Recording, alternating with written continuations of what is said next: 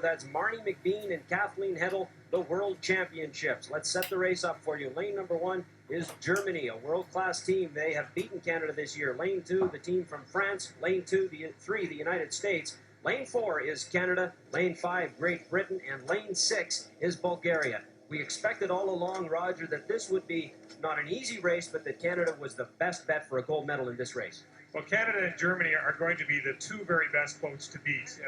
If anyone can get them, it's going to be a surprise to the rest of us because Canada is considered by all to be absolutely unbeatable. Now, I hope that's not a bad omen in this particular race because it would be a major disaster if they did not win. Well, much like the Canadian 4s, they have gone out early there in Lane 4. Lane 3, the American team, but in Lane 4, as the camera moves in a little bit, that's Kathleen Heddle and Marnie McBean looking very strong right now. They've got a fabulous lead right at the very beginning. Kathleen Heddle, who's stroking the boat, is an incredibly good athlete. She's often considered to be the very best athlete that we have in Canada in women's rowing. Marnie McBean and Kathleen Heddle looking to make it 2 medals in the same day for our women's rowing team. And this looks like a good one we've got going here. Still in the first half of the race, but McBean and Heddle are rowing very well. Great Britain probably not a factor in this race. No, Canada has beaten them before. This is a young crew, and they're not expected to be very strong. The same thing applies to Bulgaria in Lane 6, I would think. That's exactly right.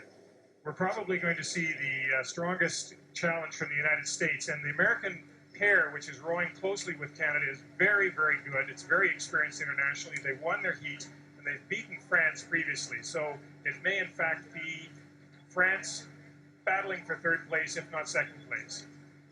The Canadian team of Marnie McBean and Kathleen Heddle, World Championships, both fantastic athletes. And at the 750-meter mark, they've got, I would guess, 3/4 of a boat-length lead over the United States. So they are starting to open it up right now. Well, they've rowed hard. They're at about 35 strokes a minute, which is absolutely great for them. They rowed in their heat only about 31 strokes a minute at the same position. So obviously they're up at race speed now, and we hope to see them separate between themselves and the others in this next 300 or 400 meters. Don't be fooled by some of these camera angles. They don't give you an accurate reading, but Marnie McBean and Kathleen Heddle looking strong.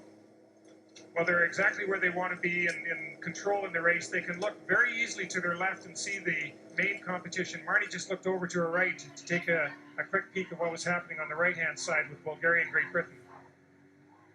Marnie McBean and Kathleen Heddle rowing for gold here, and they'll have to turn around and do it again tomorrow as part of the AIDS team.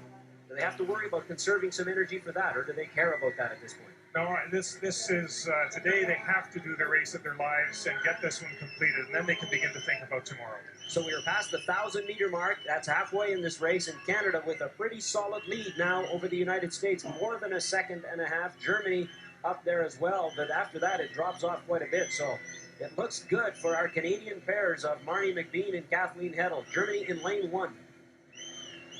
I wouldn't be surprised to see Canada and the United States actually move a little bit further out on the rest of the field. The Canadians will really, really try to row this third 500 meters as hard as they can to try to separate. Germany is hanging right in there for third spot at this particular point in time, and they are a very competitive pair. They're very experienced internationally, and I would expect that they're now ready to challenge the Americans for second position. The American team fading just a little bit in second, and Germany coming on strong. So the Germans could be a contender here. France in Lane 2 doing the best they can. But right now, Marnie McBean and Kathleen Heddle trying to make it 2 gold medals in a row for our women's rowing team, and they're looking solid. That's a full boat-length lead now. Their stroke is very long. They're reaching. There doesn't seem to be quite as much snap at the catch.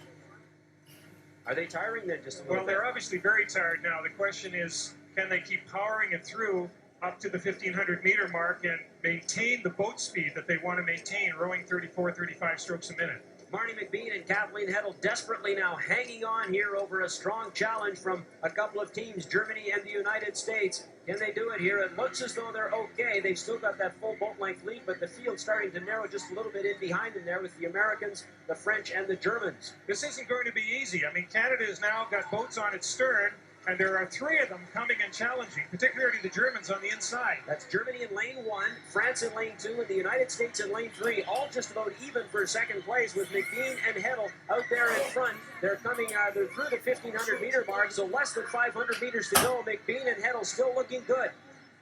France, which we thought might be a dark horse, has now rode through the United States, and the Canadian is looking, they look very calm actually, from the standpoint that they're not panicking, they're not looking around, they're just getting the job done. But France is coming hard. Well, McBean and Hedl have been through this many times before. They certainly won't panic. It's just a question of how much do they have left. France is mounting a challenge from lane 2. Lane 1, Germany is backed off a little bit. They're about even with the United States in lane 4. France coming on. They've caught, I think, the tail end of the Canadian boat, so they have moved up a little bit on the Canadian team of McBean and Hedl. So now, with about 250 meters left to go, can McBean and Hedl hang on and give Canada its second gold medal within about 20 minutes? We'll find out. They're doing well, but do they have enough left? France is really coming on strong. Canada's taken a stroke up. They're rowing just over 36 strokes now. They realize they've got to really gallop to get home.